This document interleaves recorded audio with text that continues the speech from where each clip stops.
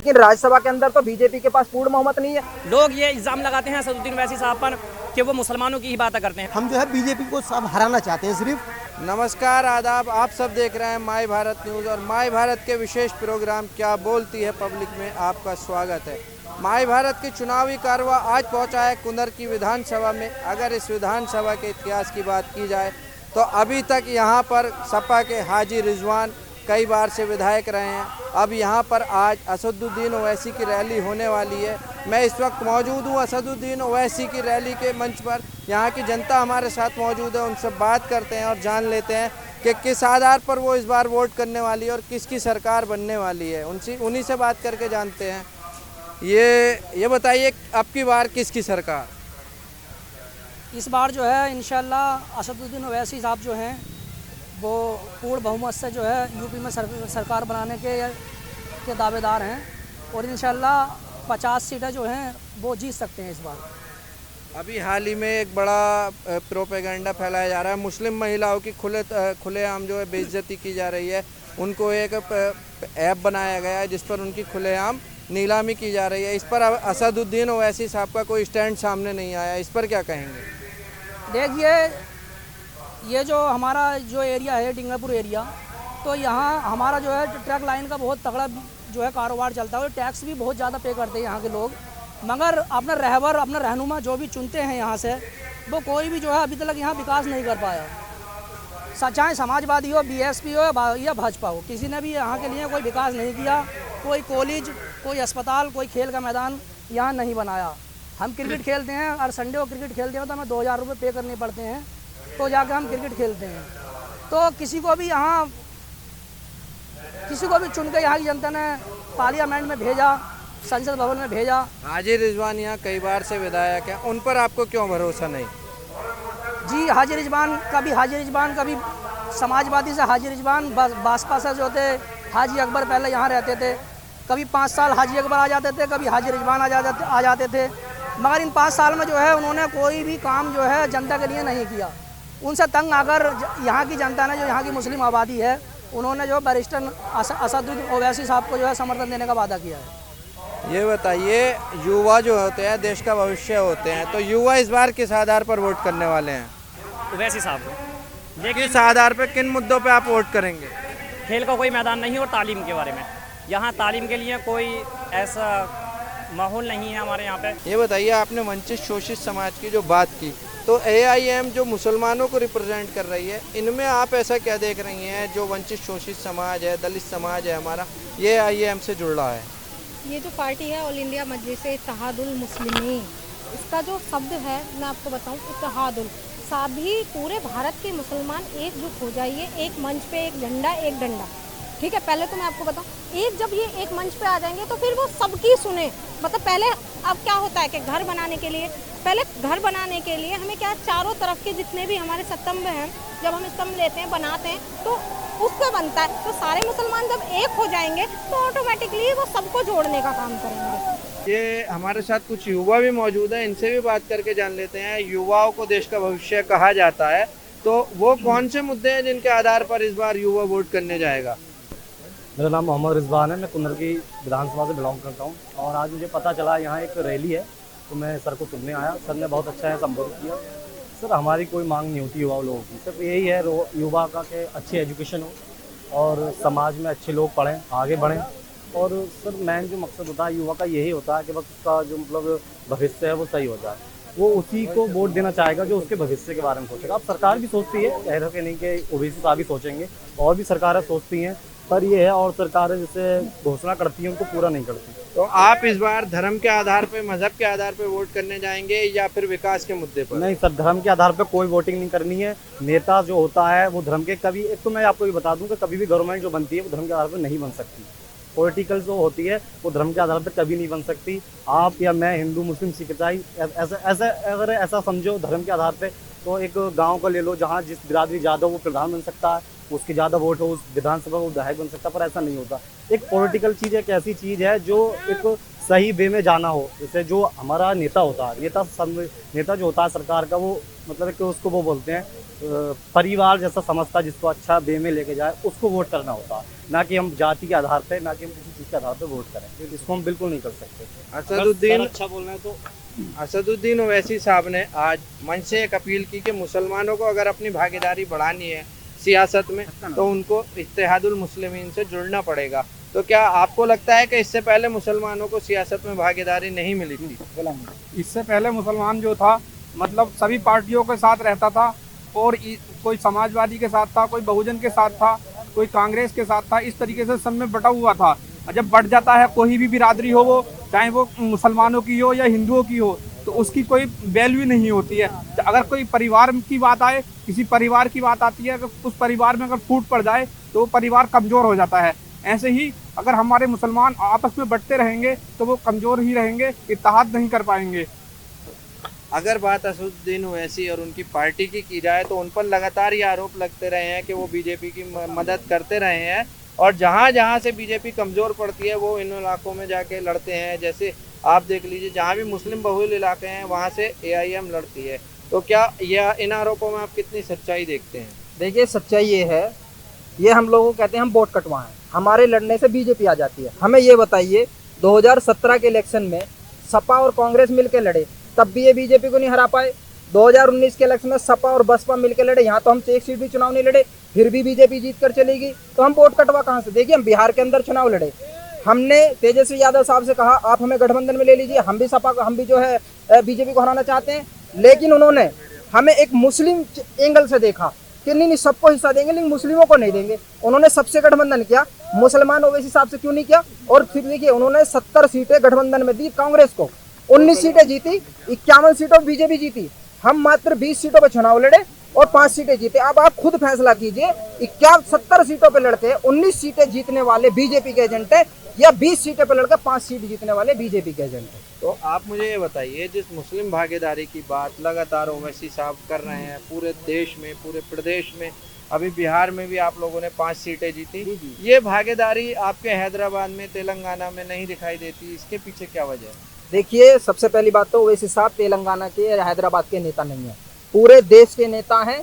और मैं ये नहीं कहता कि मुस्लिमों के नेता हैं, वो पूरे देश के दलित समाज हो, चाहे पिछड़ा समाज हो, आदिवासी हो, चाहे किसान हो, हर मजलूम के नेता ओवैसी साहब से। मेरा सवाल आपसे ये था कि ये भागीदारी इत्तेहादुल मुस्लिमीन की शुरुआत हैदराबाद से हुई, वहाँ पर इसकी नींव रखी असदुद्दीन ओवैसी के वालिद साहब ने। तो ये जो तहरीक एक चलाई है उन्होंने मुस्लिमों को भागीदारी दिलाने के लिए, वंचित समाज को, तो ये वाली तहरीक हैदराबाद में ये भागीदारी क्यों नहीं दिखाई देती? क्योंकि पिछले 20 साल से वहाँ पर आप लोग लड़ते आए हैं, जीतते भी आए हैं, आपके पहले 12 विधायक थे, अब 2 ही विधायक हैं, ऐसा क्यों? देखिए इस बार हमारे 7 विधायक हैं, सबसे पहली बात तो ये। और इस बार देखिए जो सरकार चल रही है, चाहे उत्तर प्रदेश में जो सरकार, इसका मामला अलग है, लेकिन हैदराबाद में जो सरकार चलती है वो ओवैसी साहब के बिना कोई फैसला नहीं। जब तक ओवैसी साहब, जिसमें हमको ये चाहिए तो ओवैसी साहब उसको ले लेते हैं। तो अगर ऐसा है तो TRS ने अभी हाल ही में सरकार का समर्थन क्यों किया संसद में? आपको पता है NRC हुआ, CA हुआ, उसको लेके एक बड़ी तहरीक चलाई मुस्लिम समाज ने, और ये मुस्लिम समाज के खिलाफ है, ये खुद ओवैसी साहब का कहना है, उन्होंने संसद में बिल को फाड़ा भी था। तो जब उसी पार्टी ने उनके, जिसको आप कह रहे हैं उनके समर्थन से बनी पार्टी ने उनको संसद में समर्थन दिया बीजेपी को, इस पर क्या कहना है? फिर आपका समर्थन कौन नहीं करता? सपा ने उनका समर्थन किया, BSP ने किया। हम ये कहते हैं लोकसभा के अंदर जो हमारे मुसलमानों के खिलाफ जो बिल पास होता है उसमें बीजेपी का पूर्ण बहुमत है, लेकिन राज्यसभा के अंदर तो बीजेपी के पास पूर्ण बहुमत नहीं है। इस पर खड़े होकर तकरीर भी की उनके लिए, लेकिन कुछ नहीं दिया किसी ने। और उन्होंने मॉल लिंचिंग की जो मुसलमानों की, लोग ये इल्ज़ाम लगाते हैं असदुद्दीन ओवैसी साहब पर कि वो मुसलमानों की ही बातें करते हैं। वो मुसलमानों की नहीं, वो हक की बात करते हैं और हर किसी की बात करते हैं, और वो मुसलमानों के नहीं हैं। आप भाजपा से जुड़े रहे हैं, तो असदुद्दीन ओवैसी पर लगातार आरोप इस बात के लगाए जाते हैं कि वो भाजपा की बी टीम है, इस पर क्या कहना है? नहीं, वो भाजपा की बी टीम नहीं, बल्कि हमें अपनी टीम को मजबूत करना है। लोग तो जना क्या क्या कहते हैं, अब लोगों के ऊपर जाएंगे तो ऐसा काम नहीं चलेगा। अब की बार किसकी सरकार? MIM, असदुद्दीन ओवैसी साहब। ये बताइए कि आज असदुद्दीन ओवैसी यहाँ पर आ रहे हैं जी, इस बार किसकी सरकार बनाने जा रहे हैं इस क्षेत्र के युवा? देखिए सर, ऐसा है, सरकार तो जिसकी भी बने, लेकिन मैं ये चाहता हूँ, जो मेरा खुद का ओपिनियन है कि जो बीजेपी ने सरकार को, लोकतंत्र को जो अपनी एक भैंस समझ रखा है, जिसको एक लाठी से बोलते हैं कि जिसकी लाठी उसकी भैंस, वो जो इस तरीके से चलाना चाहते हैं, तो मैं चाहता हूँ अपने युवाओं से ये कहना कि वो किसी को भी चुने, ओवैसी हो, अखिलेश हो या XYZ और मायावती जी हो, जो इसको भी चुने वो पहले ये देख लें कि लोकतंत्र को जो है लोकतंत्र के तरीके से पकड़ कर रखें। और वो जो अपनी भैंस उन्होंने समझा है अपनी लाठी से, उसको लोकतंत्र को जो चलाना चाह रहे हैं, वो हम ही चाहते हैं कि उस लोकतंत्र को उनके हाथों से निकाल के हम ऐसे लोगों के हाथ में दें जो लोकतंत्र को लोकतांत्रिक तरीके से चलाना चाहें। डेमोक्रेसी है वो उसको अपनी भैंस ना समझें।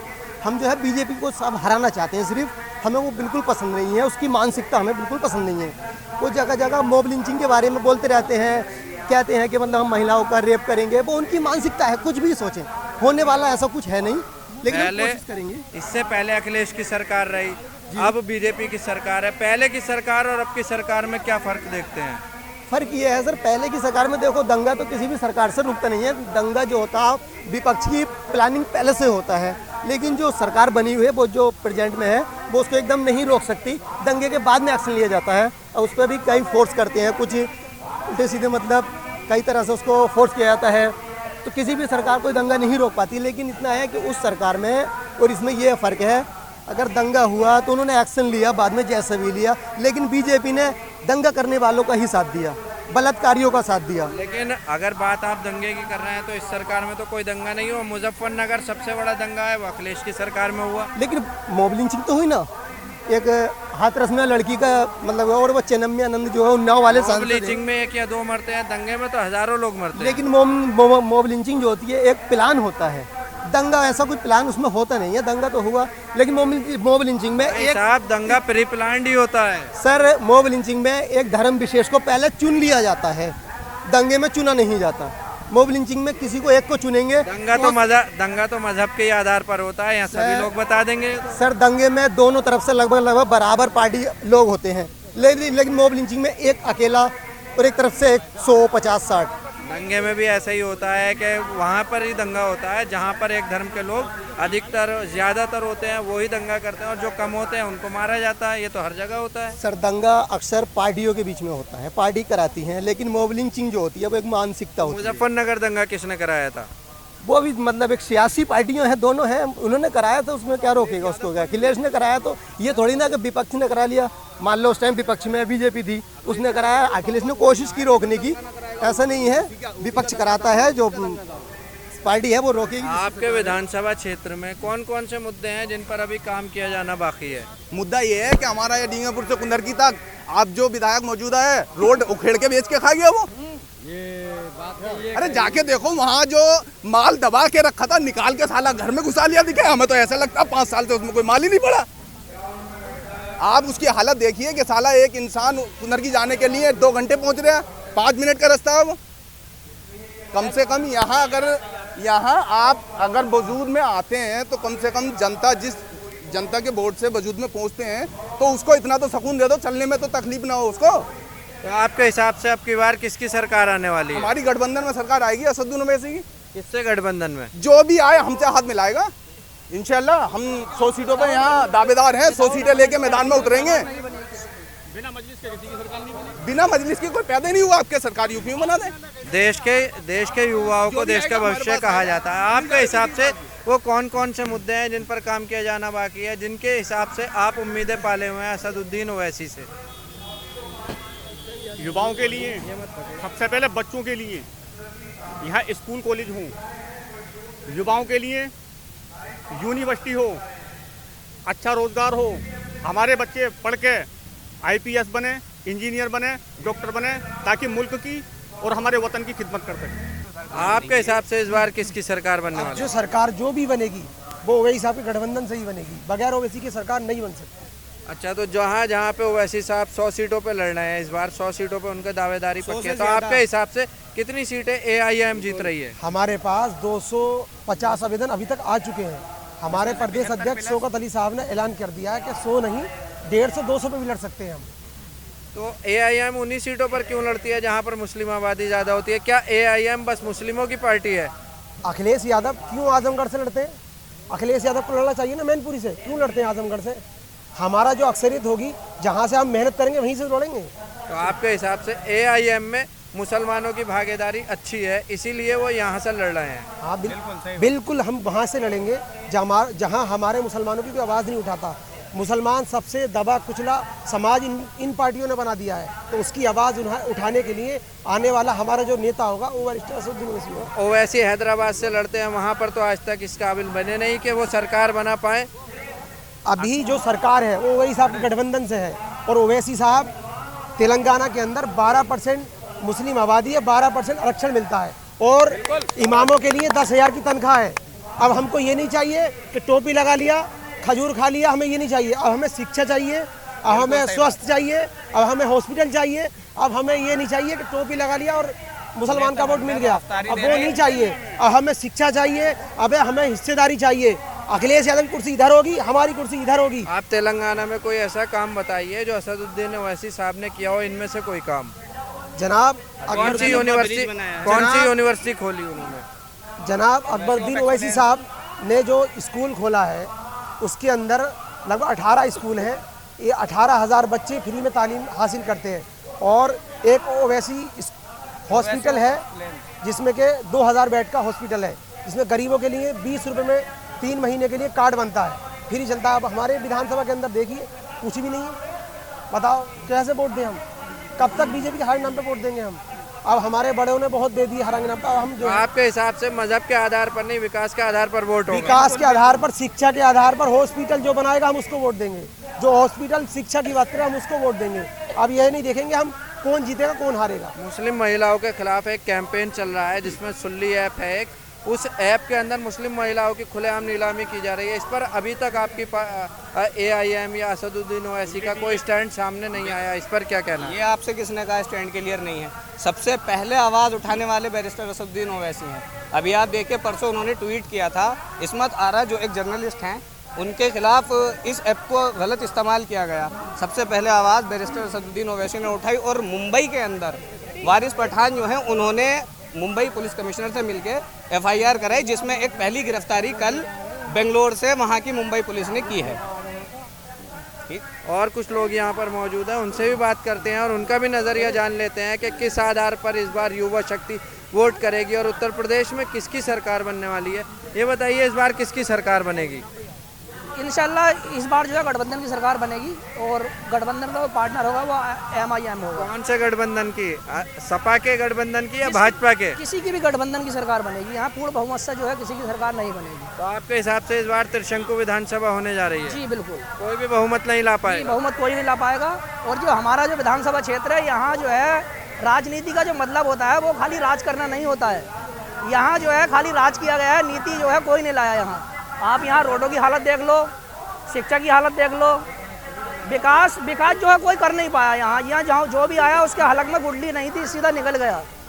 तो यहाँ जो है राजनीति का मतलब यानी राज ही किया है उन्होंने, नीति किसी ने नहीं किया। तो आपके हिसाब से इस बार मजहब के आधार पर नहीं, विकास के आधार पर वोट होगा? विकास के आधार पर जो है, विकास के आधार पर इस बार सरकार बनेगी जिसकी बनेगी, मजहब के आधार पर सरकार नहीं बनेगी। तो देखा इन सभी का नज़रिया आपने, इन सभी का कहना है कि इस बार धर्म के या मज़हब के आधार पर युवा शक्ति वोट नहीं करेगी और ना ही गुमराह होगी हिंदू और मुसलमान में। इस बार सिर्फ और सिर्फ विकास के मुद्दे पर वोट होगा, चाहे वो कुंदर की विधानसभा क्षेत्र हो या फिर पूरे उत्तर प्रदेश की बात की जाए। इन सभी का कहना है कि जो विकास की बात करेगा हम उसी को वोट करेंगे। अब ये देखने वाली बात होगी कि क्या आने वाले चुनाव में जिस तरीके से ये लोग कह रहे हैं उसी आधार पर वोट होता है या फिर नहीं। कैमरा पर्सन फैज़ान हसन के साथ मैं मेहंदी हसन, माई भारत न्यूज़।